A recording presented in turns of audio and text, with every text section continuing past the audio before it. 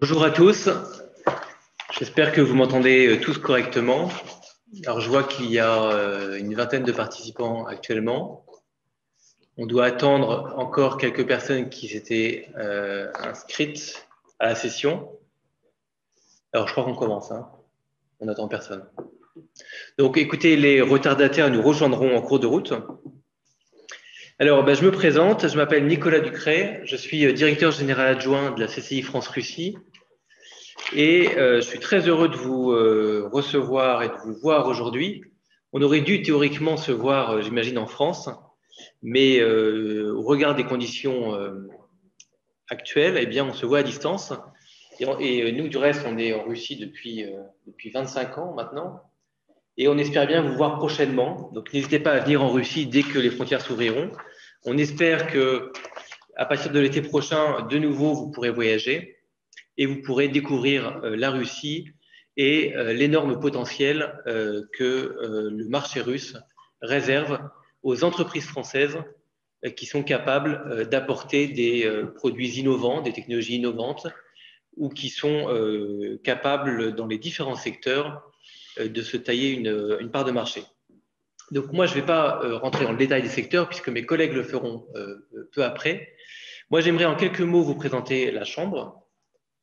La structure. Donc très rapidement, la CCI France-Russie a été créée il y a bientôt 25 ans.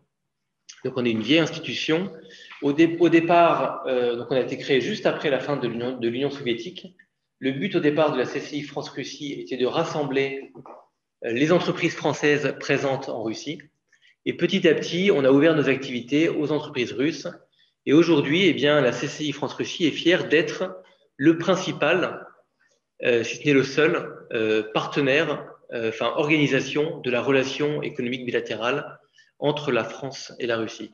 Et notre rôle aujourd'hui, eh bien, c'est aussi bien de servir des entreprises françaises qui veulent se développer sur le marché russe que de servir des entreprises russes qui veulent se développer à l'international. Alors, on est structuré en 4 grands pôles, voilà, qui est d'abord la CCI France-Russie, enfin, d'abord la Chambre de commerce, qui elle a pour rôle vraiment de soutenir l'investissement et d'aider d'une façon très concrète les PME et les ETI françaises à se développer en Russie.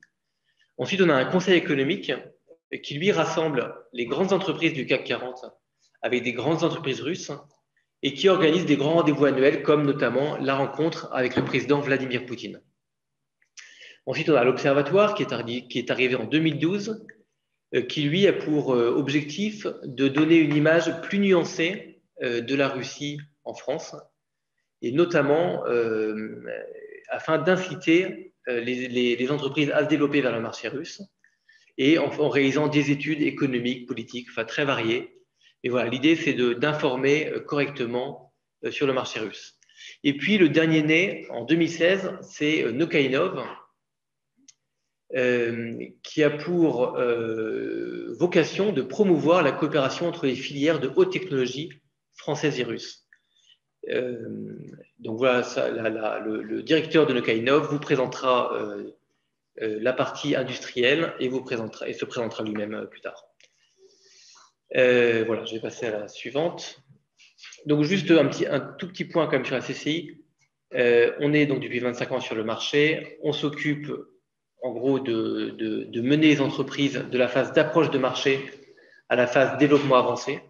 On les accompagne à tous les niveaux de leur croissance sur le marché russe. Donc la CCI aujourd'hui, c'est 400 entreprises membres qui sont donc à 70% des entreprises françaises, le reste des Russes, qui sont dans la plupart des secteurs en fait, quasiment tous les secteurs sont représentés. Mais en plus des entreprises membres, la CCI, c'est aussi des centaines de partenariats avec des régions russes, avec des organisations professionnelles russes, ce qui fait qu'aujourd'hui, on compte énormément dans le paysage aussi bien russe que français pour toutes les questions économiques. Alors, bon, je vais passer rapidement sur cette slide-là. Je crois que tout le monde est au courant que la Russie, c'est un immense pays aux portes de l'Europe. C'est du reste la continuité de l'Europe. Donc, c'est pour ça que les liens russo-européens devraient être très forts. Aujourd'hui, ils sont parfois bien malmenés par la politique, Mais nous allons rester sur un plan purement économique. Et purement économique, eh bien oui, la Russie doit être la continuité de l'Europe et le marché européen doit inclure le marché russe. Ça, c'est certain, d'autant plus que vous connaissez la population russe. Eh bien, une grande partie de cette population trouve ses racines et son héritage culturel dans notamment l'Europe. Et donc, il y a un lien absolument naturel entre les deux espaces économiques. Donc, effectivement, la Russie, c'est gigantesque. Le pays fait 7000 km de large pour, à vue de nez, comme ça, 3000 de haut. Donc, c'est un pays gigantesque, avec une population qui est très urbaine, je crois à 80-90%, et avec une dizaine de villes millionnaires. Donc souvent, le développement en Russie, ça passe d'abord par Moscou, qui concentre aujourd'hui 80% du PNB russe, parce que tous les sièges sociaux des grandes entreprises sont à Moscou. Et ensuite, dans toutes les régions, vous allez avoir des zones industrielles, des zones agricoles. Chaque région a plus ou moins une spécialité. Donc en fonction de votre activité, eh bien, vous serez amené à vous développer souvent d'abord à Moscou et ensuite soit vers le sud pour l'agriculture, soit vers l'est, vers l'Oural pour l'industrie,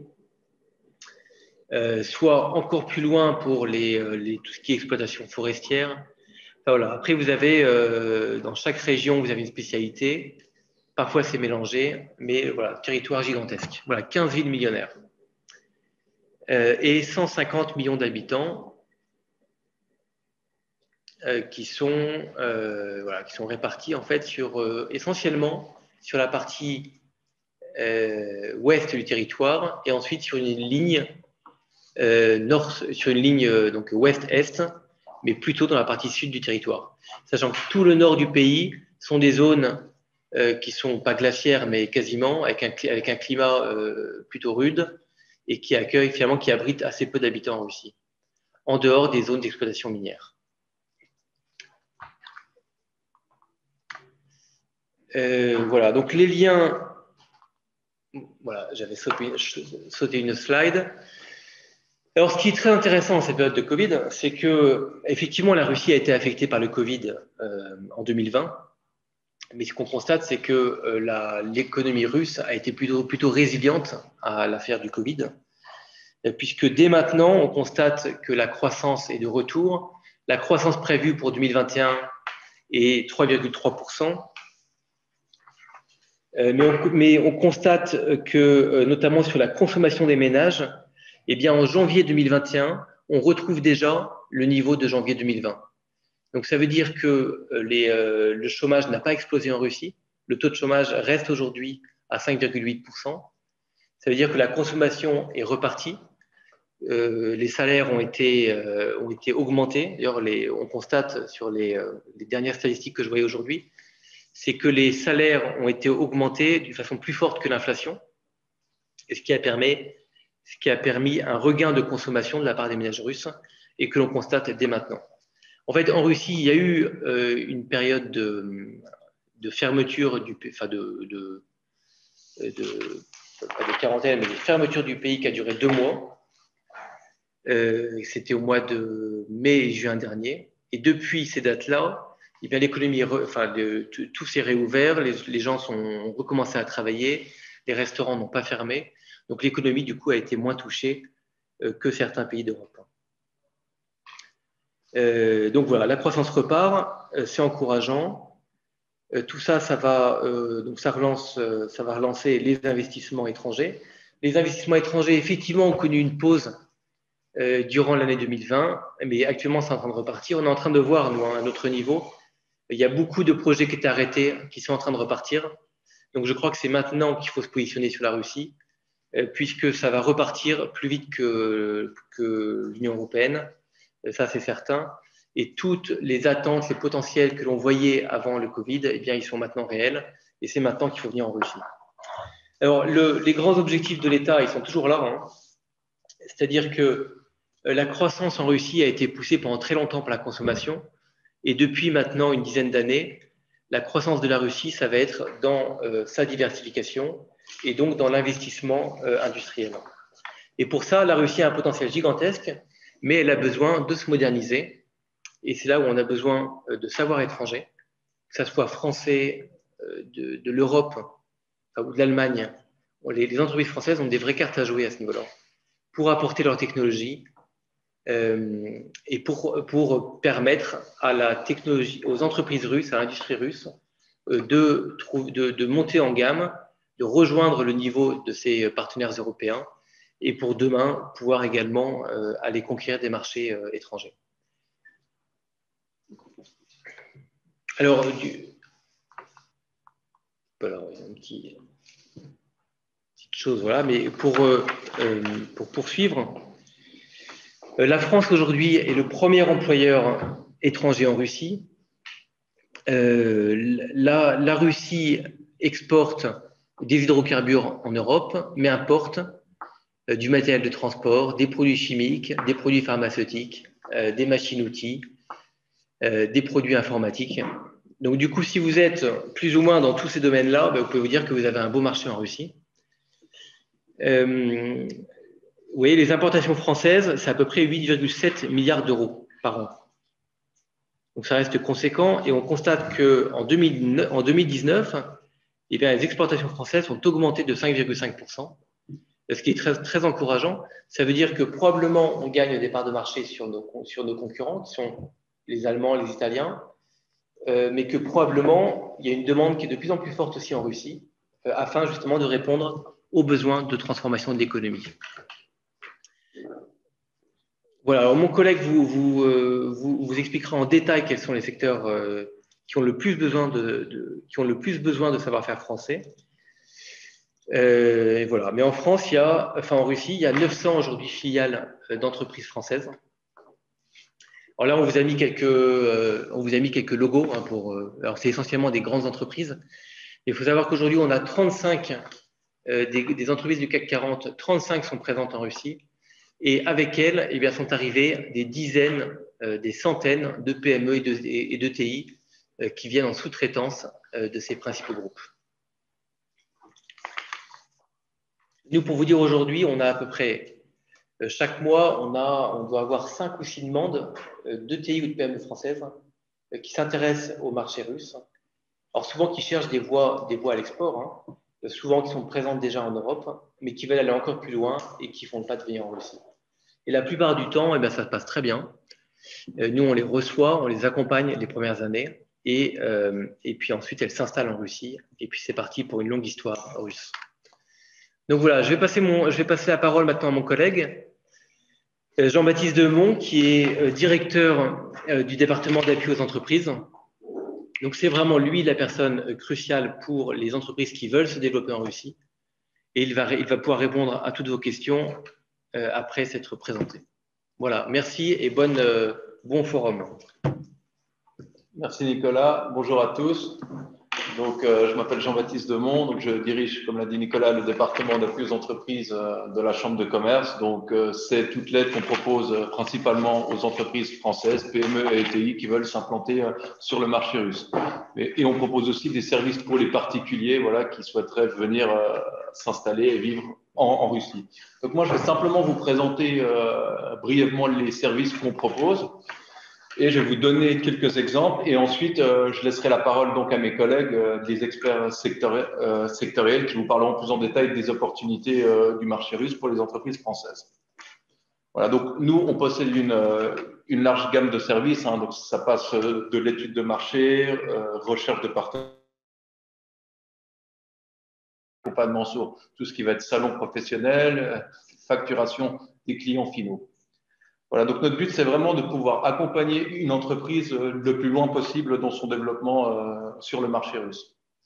Donc, je dirais que globalement, il y a 3 options de développement qui sont choisies par les entreprises françaises, principalement donc PME et ETI. Mais avant d'y venir, il faut vraiment comprendre au préalable la question de la certification. C'est-à-dire, donc, je vais faire une brève description de ce point-là. En fait, en Russie, chaque produit doit être certifié pour être commercialisé sur le marché russe. Donc, anciennement, ça s'appelait la certification GOST jusqu'en 2013. Et à partir de 2013, c'est la certification EAC, faite qui est une conformité eurasiatique Donc, cette certification vous permet de commercialiser vos produits sur 5 pays, Russie, Biélorussie, Arménie, Kazakhstan et Kyrgyzstan. Voilà. Donc, et cette certification doit absolument être détenue par une société domiciliée en Russie. Souvent, on appelle ça donc le représentant local. Donc, lorsqu'une société française veut se développer sur le marché russe, la première option, c'est qu'elle va chercher un distributeur en Russie. Le distributeur va faire certifier les produits, vont signer un contrat d'exclusivité et ensuite, la société française va laisser à ce distributeur donc, la distribution et la commercialisation du produit sans s'en mêler. Donc ça, en général, qu'est-ce qu'on fait? On fait un test sur l'offre, donc on appelle ça un TSO, c'est-à-dire qu'on va lister tous les potentiels partenaires pour la société française. Ensuite, on va les contacter un par un, on va leur présenter la société française ainsi que leurs produits. On va faire un feedback de tous les rendez-vous et en phase 2, on va organiser des rencontres entre la société française et le partenaire russe, donc avec tous les partenaires russes qui ont suscité un intérêt pertinent pour les produits de l'entreprise française. Voilà. Et ensuite, on va aider la société voilà, sur la rédaction du contrat et on fait aussi des suivis de contrat. Donc, si je veux donner un exemple, vous avez la société Cerelia dernièrement. Donc, c'est des spécialistes de tout ce qui est pâtes ménagères. Donc, on a fait une première étude de marché. Ensuite, on a trouvé un distributeur avec lequel ils ont signé un contrat de distribution. On les a accompagnés dans la rédaction du contrat. Et là, on fait un suivi du contrat sur les 3 premiers mois, voilà, pour s'assurer que tout se passe bien. Et ensuite, on va bien sûr se retirer et ils vont continuer leur collaboration. Donc ça, c'est le premier point. Le deuxième point, c'est la même chose, sauf que cette fois-ci, la société française va décider de mettre en place une force de vente supplémentaire, comme par exemple du portage salarial ou un commercial à temps partagé. Nous, c'est vraiment une solution qu'on préconise parce que c'est un très grand pays. Donc, c'est souvent compliqué pour le distributeur d'avoir une force de vente sur tout le pays, d'avoir des contacts sur tout le pays.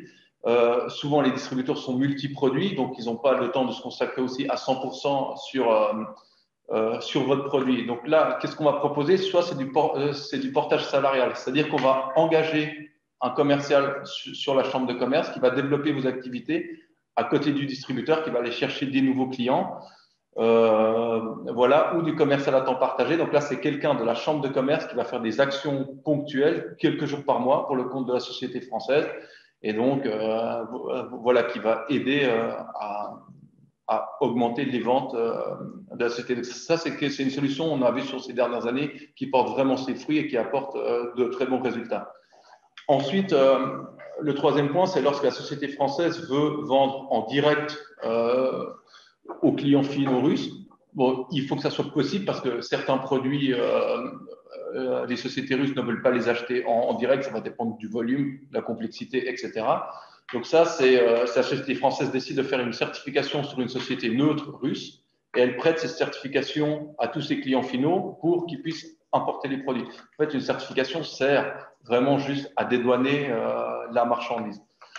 Et ensuite, vous avez certains produits comme les logiciels qui n'ont pas besoin de certification. Donc, si on prend par exemple la société Geosys, c'est une société qui fait des logiciels pour l'agriculture de précision. Donc, on a commencé à travailler avec eux en 2014. On a fait une première étude de marché. Ensuite, on a pris 2 personnes en portage salarial qui rayonnaient sur les pays voisins. Donc, ils faisaient Russie, Ukraine et Kazakhstan. Et donc, aujourd'hui, ils font plusieurs ventes en Russie et nous, on facture directement depuis la chambre de commerce le client final parce qu'il y a souvent cette exigence des clients finaux russes d'être facturés en rouble et en Russie pour pouvoir récupérer la TVA. C'est souvent plus simple d'un point de vue avec leur banque.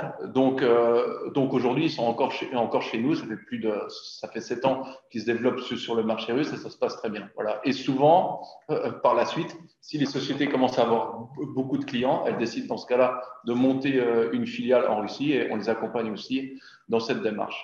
Voilà. Donc, je vais laisser maintenant la parole à Olga, qui dirige le pôle agro de la Chambre de commerce et qui va aller plus en détail dans les secteurs porteurs. Voilà. Merci. Bonjour à tous, merci Jean-Baptiste. Moi, je vais rapidement vous donner une vision générale du secteur agroalimentaire avec un accent sur l'évolution des filières majeures et puis je vais présenter les opportunités de développement en Russie. Donc, cela fait presque 7 ans depuis que l'embargo alimentaire russe a été mis en place. L'application de l'embargo a coïncidé avec la politique du gouvernement russe de la substitution aux importations et le plan fédéral d'autosuffisance stipulé par la doctrine de la sécurité alimentaire. Et on peut voir effectivement que depuis 2014, la Russie a bien réussi à atteindre un certain niveau d'autosuffisance. Donc, d'après les chiffres officiel d'Eurostat, depuis 2014, la Russie a diminué le niveau d'importation à 31%. Donc, l'exemple le plus marquant que je peux donner est celle de l'industrie de la viande, où la production du porc et de la volaille a augmenté de 30% depuis 2014. Donc, le reste du secteur, même s'ils n'ont pas atteint le seuil fixé par la doctrine, ont aussi démontré des résultats plutôt positifs. Donc, le secteur laitier démontre ces dernières années le niveau record de la production. Et malgré le fait que la consommation des produits laitiers en Russie est malheureusement un peu plus bas que par rapport aux pays européens, cela n'empêche pas les producteurs à augmenter sa production et se développer à l'export. Donc ainsi, en fait, on peut dire que ces dernières années, le développement des exportations des produits agricoles est devenu un enjeu aussi important qu'en celui des substitutions aux importations. Donc, je vais quand même dire un mot sur le secteur des céréales parce que c'est une filière phare de l'agriculture russe. L'année dernière, la Russie a récolté 120 millions de tonnes de céréales, dont 44 millions ont été exportés. Et malgré la pandémie, la Russie reste le premier exportateur du blé dans le monde. Donc, s'agissant de la pandémie, bien sûr, il a bien sûr eu un impact négatif sur certains acteurs du secteur, notamment sur le secteur Horeca et ses fournisseurs. Mais d'une manière plus globale, le secteur agricole a été le moins touché par la crise sanitaire grâce, bien sûr, au soutien extraordinaire de l'État russe. En tout cas, on peut dire que le secteur agricole, il garde toujours son dynamisme, toujours son attractivité pour les investisseurs et pour les entreprises souhaitant exporter ses produits, ses savoir-faire et ses solutions en Russie. Donc maintenant, quelles sont les opportunités pour les entreprises françaises? Donc, dans le contexte de la forte croissance de la production nationale, il y a de belles opportunités, premièrement pour les fabricants des équipements et les producteurs des ingrédients, mais sachant que l'embargo n'a pas concerné tous les produits alimentaires, il y a toujours du potentiel pour certaines catégories de produits, notamment les produits d'épicerie, les vins et les spiritueux. Donc, un grand potentiel pour le matériel agricole. Comme vous le savez, peut-être le taux de mécanisation en Russie est toujours très faible. Seuls 30% des entreprises agroalimentaires russes sont modernisées au niveau de leur équipement. L'offre russe est très limitée, ce qui représente un vrai potentiel pour les entreprises françaises. Donc, pour les besoins en matériel agricole, ils sont présents, on peut dire, dans toutes les filières, le travail du sol, la récolte, le battage, le soin des cultures. Donc, on cherche surtout des machines agricoles polyvalentes qui combinent des activités différentes et remplacent plusieurs unités séparées.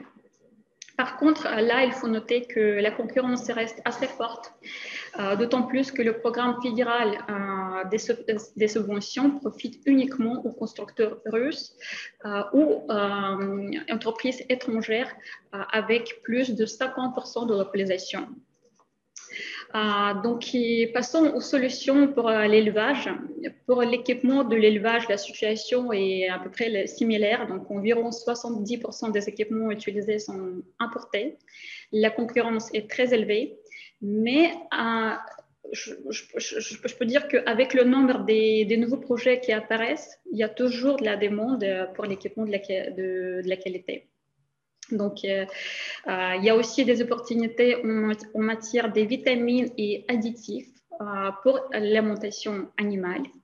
À ce jour, l'offre russe est quasi absente. Donc, il existe de l'intérêt pour les ingrédients naturels, les stimulants de croissance sans antibiotiques. Voilà, donc les équipements de l'industrie agroalimentaire, donc là, je dirais qu'il y a du potentiel, surtout pour l'équipement de dosage, d'emballage et de conditionnement. C'est le marché qui est vraiment l'un des plus dynamiques en ce moment. Il n'est pas saturé comparativement au marché étranger et se développe d'une manière plus intensive. Il y a aussi une demande pour les équipements, les chaînes de froid, surtout utilisées dans les filières de maraîchage et arboriculture. Par contre, pour les équipements de grande cuisine, le potentiel est un peu moins fort parce que la concurrence est très grande avec les équipements italiens, les équipements polonais, turcs et slovènes. Donc, pour le secteur des semences, les semences, bien sûr, elles sont toujours recherchées par les agriculteurs russes. Les semences qui sont les plus recherchées sont les semences d'élite de betteraves à sucre, des pommes de terre et de tournesol. Et ici, il faut noter aussi que la Russie est très intéressée par les échanges de technologies en matière de la production de semences, surtout en ce qui concerne la sélection de maïs, de colza, de soja. En passant sur les matières premières et les ingrédients naturels pour l'industrie agroalimentaire, la Russie n'a toujours pas réussi à devenir autosuffisante en matière de certains ingrédients, surtout les ingrédients pour la nourriture infantile. Elle apporte toujours 90% des ingrédients, comme par exemple du lait en poudre. Il y a aussi une demande pour les ingrédients naturels comme les épices, les extraits, les poudres. Donc, j'ai déjà mentionné que les produits alimentaires français, ils sont toujours demandés en Russie. Donc, ici, je parle surtout des produits d'épicerie. En fait, la demande des produits alimentaires se concentre sur les produits premium. Oh, pardon. Donc, vous pouvez voir donc, quels produits sont les plus demandés en Russie. C'est vrai que les Russes, ils sont séduits par les produits de terroir, de la qualité, de régions naturelles, haut de gamme, bio. En même temps, il faut bien noter que, comme avec d'autres secteurs, la concurrence est très forte avec les produits italiens et les produits espagnols qui, d'habitude, coûtent moins cher et donc un coût moins élevé.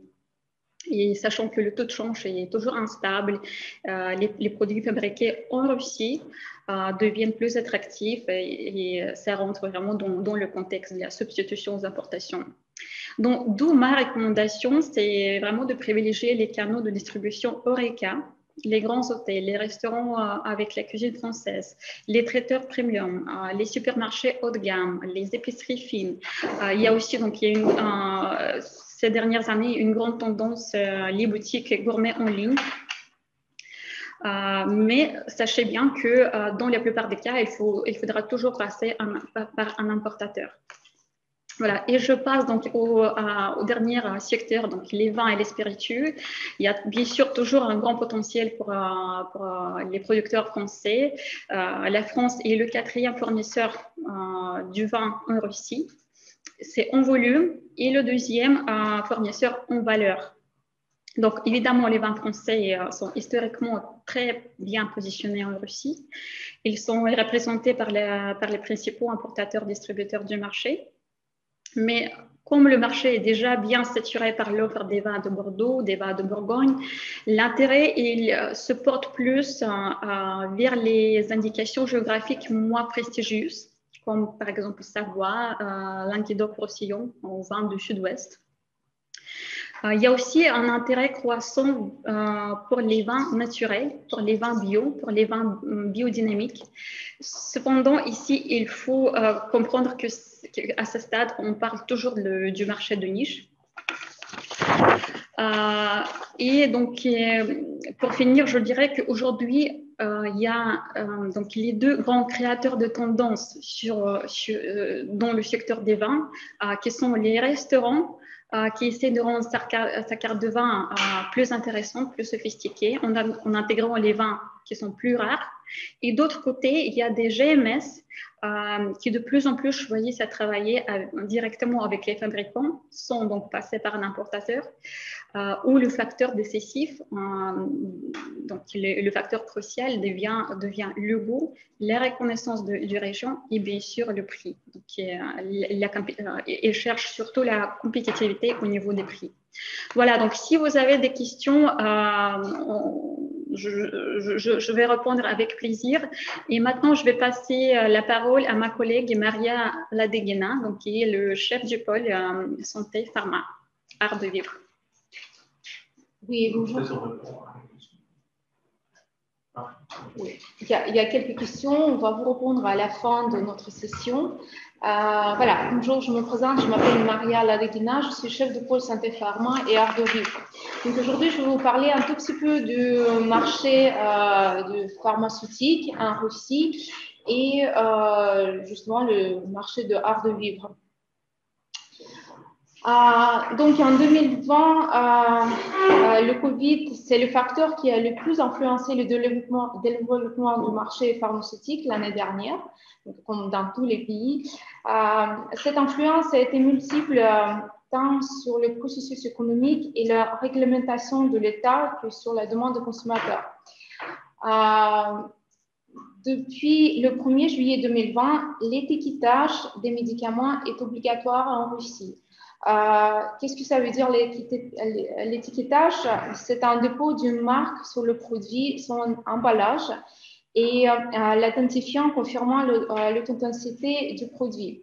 Alors, cette mesure a été créée par le gouvernement exprès pour éliminer les produits contrefaçons du marché. Donc, voilà.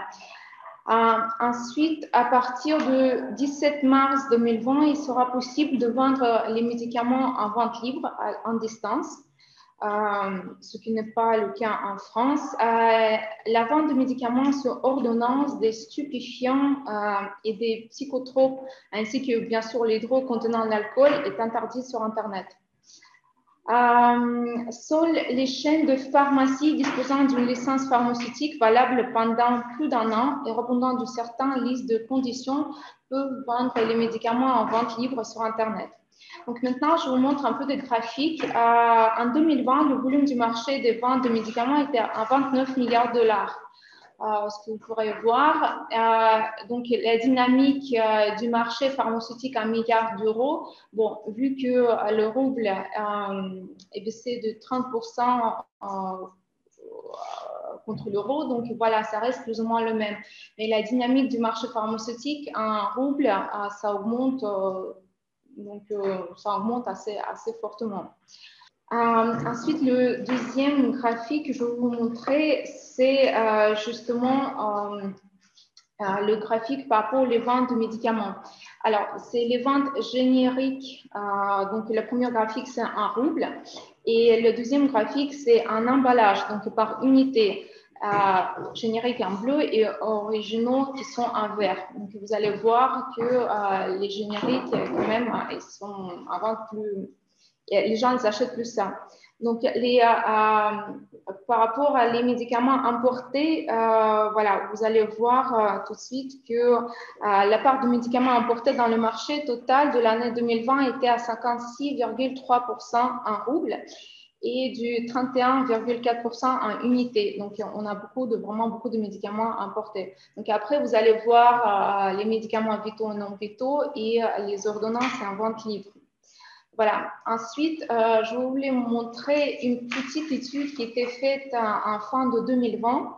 Moi, je trouve que cette étude était assez intéressante, qui montre que les consommateurs russes sont prêts à interagir avec le marché pharmaceutique dans un monde numérique. Donc, voilà, vous allez voir ici que 49% sont prêts à transférer des informations concernant sa santé pour le biais d'une application mobile, 73% qui voudraient avoir un dossier électronique regroupant leurs informations de santé, 82% ont une attitude positive concernant la possibilité d'obtenir des ordonnances justement électroniques et 65% qui déclarent faire confiance aux sites web médicaux. Voilà. Maintenant, je vais vous parler un tout petit peu du marché de détail en Russie, donc art de vivre. Alors, voici les tendances qu'on voit depuis quelques années. Voilà, la croissance du commerce en ligne. En 2020, les Russes ont acheté en ligne les catégories de biens suivantes, donc électronique, appareils ménagers, 28%, habillement des chaussures, 21%, produits alimentaires, 10%, meubles et les articles ménagers, 9%, et beauté et santé, 5%. En sachant que le volume du marché russe du commerce en ligne s'élevait à 2500 milliards de roubles en 2020, soit une augmentation de près d'une fois et demie voilà, par rapport à l'année dernière. Effectivement, les places de marché, donc les marketplaces, sont toujours en tête, tandis que le commerce en ligne omnicanal prend également son ampleur. Donc voilà, vous allez voir ici. En vrai, la Russie il est devenue assez digitale. Voilà. Ensuite, je voulais vous parler de deuxième tendance, c'est étiquetage de marchandises. Donc voilà, c'est la même chose qu'avec les produits pharmaceutiques. La troisième chose, c'est les grandes chaînes de distribution préfèrent signer les contrats directs plutôt qu'utiliser les services de distributeurs. Ça, c'est une tendance de fin d'année 2020. Voilà, et ça continue d'augmenter. Donc, voilà, les grandes chaînes de distribution n'ont plus besoin, pour beaucoup de produits, n'ont plus besoin de distributeurs. Voilà. Et comme vous savez, le rouble s'est déprécié d'environ 30% par rapport à l'euro, ce qui entraînait une hausse significative du coût de biens importés. Voilà. Donc, voilà. Maintenant, je passe la parole à mon collègue Adrien, qui va vous parler justement de Naukainov. Bonjour à toutes et à tous. Donc, je suis directeur de Naukainov. Naukainov, c'est le centre de coopération technologique de la Chambre de commerce et d'industrie franco-russe. Et Nauka veut dire science en russe. Donc, nous traitons effectivement de la science et l'innovation et surtout des filières de l'industrie de pointe. Donc, vous voyez ici le périmètre de Naukainov. On a deux périmètres. Un premier périmètre qui est industriel, donc toutes les filières stratégique et également un périmètre technologique sur donc, les solutions dites de l'industrie du futur, l'industrie 4.0. Ce qui est intéressant en Russie, c'est qu'il y a une réelle complémentarité entre les filières industrielles françaises et russes. On va retrouver en fait les mêmes industries de pointe dans les deux pays, mais on fait des choses différemment. Donc il y a une complémentarité, il n'y a pas forcément de concurrence directe. Pour exemple, dans l'aéronautique, les Français sont le leader mondial des hélicoptères légers, alors que les Russes sont leader mondial d'hélicoptères lourds. Donc, pour les entreprises françaises innovantes, technologiques, qui travaillent sur ces marchés industriels, vous allez trouver en Russie un marché qui a un très bon niveau de maturité, des gens qui ont les mêmes problématiques que vos clients français ou européens, et surtout un marché industriel qui est en pleine croissance. Comme il a été expliqué en démarrage, la Russie aujourd'hui essaye de diversifier ses rentes, de diminuer on va dire, la dépendance aux rentes énergétiques et d'avoir de plus en plus de revenus au niveau de son industrie, notamment de son industrie civile. Et donc, il y a énormément de nouveaux programmes qui sont en cours dans toutes ces filières industrielles, avec beaucoup de programmes R&D, des campagnes de tests et aussi des questions d'industrialisation, ce qui donne une très grande fenêtre d'opportunité pour les entreprises sur justement ces solutions d'industrie 4.0, donc sur la conception, l'engineering, l'assemblage, la production. Alors, Naukainov, nous avons également une action en termes de la coopération franco-russe pour l'industrie future et l'accompagnement de ces entreprises technologiques françaises en Russie. On organise notamment, par exemple, le pavillon français au salon Elie-Russia, qui est le plus grand salon en Europe dédié à l'industrie de l'hélicoptère, juste après le salon de Las Vegas aux États-Unis, et qui a lieu tous les ans.